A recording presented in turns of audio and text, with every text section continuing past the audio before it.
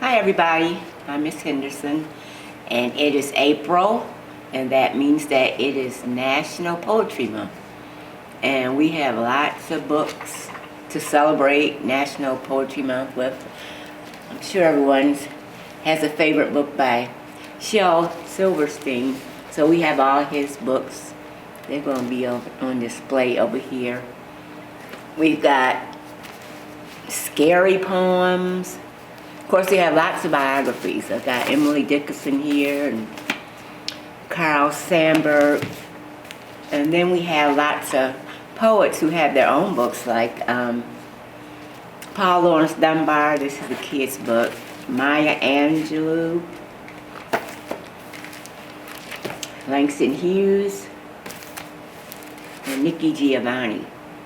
We also have books that will kind of teach you how to write a poem. If you want to learn about poetry, we have this book here. It's called Explore Poetry with 25 great projects. And it tells you how you can compose just about any kind of poem that you want to make up. And I don't know if you know what a concrete poem is, but this book is about concrete poems. The short definition here of a concrete poem is: a concrete poem is a poem that takes shape. The shape is often the poem's subject. Concrete poems are also called shape poems or spatula poems. So I printed out a copy of one kind of concrete poem. As you can see, it's a light bulb, and basically the subject is about bright lights. And we have this book here, Touch the Poem, which is actually a collection of poems about the sense of touch.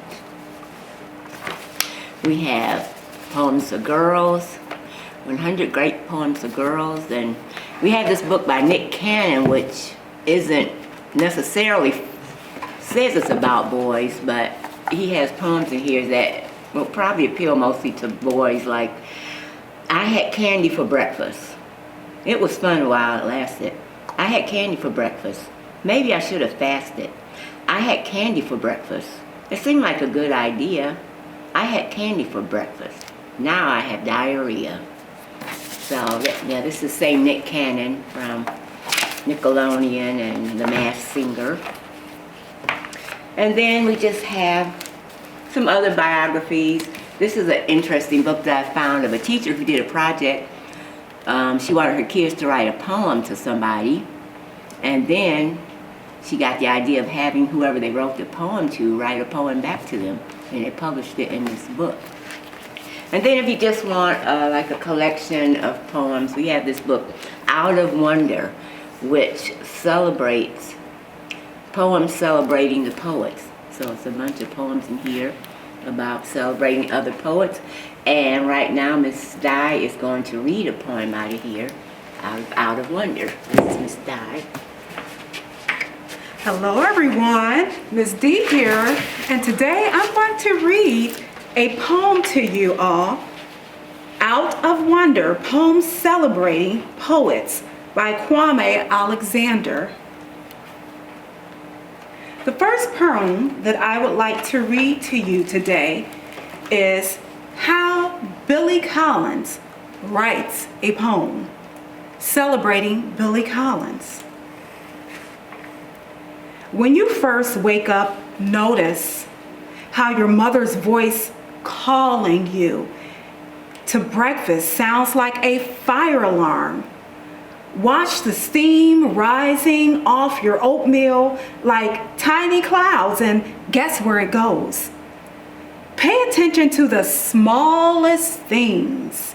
A fly buzzing near the kitchen window, bright rocks in the driveway, and the handful of marbles in your pocket. The sound they make when you walk. Imagine the leaves spinning in the wind on the walk to school are alien ships. And the barking dog belongs to a prince. At night, the stars seem close. Reach up and grab some.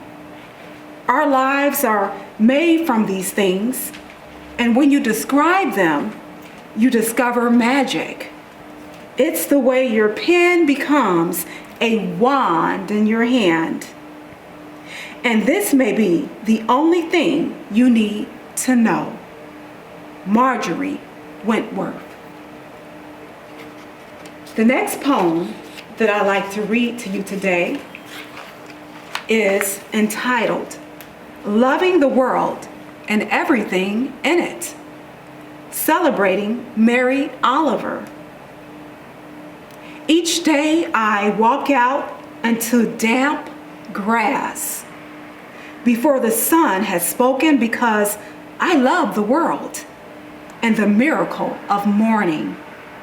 I love to stand beside the old oak tree and beneath a symphony of bird song and listen to every perfect note, while the wind passes around me like a warm sea. Sometimes a feather drifts down into my hands. I hold it and imagine flying. Marjorie Wentworth. The last poem that I would like to read to you today is called Hue and Cry, celebrating Gwendolyn Brooks. Bronzeville lady, way past cool, voice like butter, melting blues.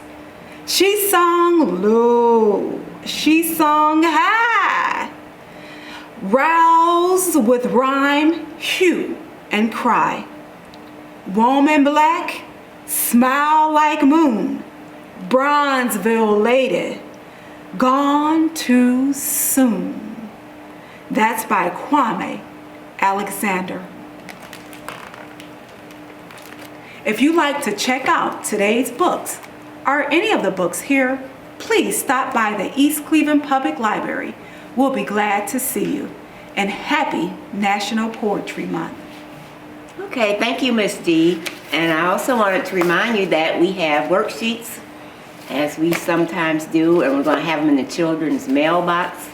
This is a worksheet about an acrostic poem. An acrostic poem takes one word, and for each letter, you're supposed to write your own word about what that starts with that letter. So this one says school.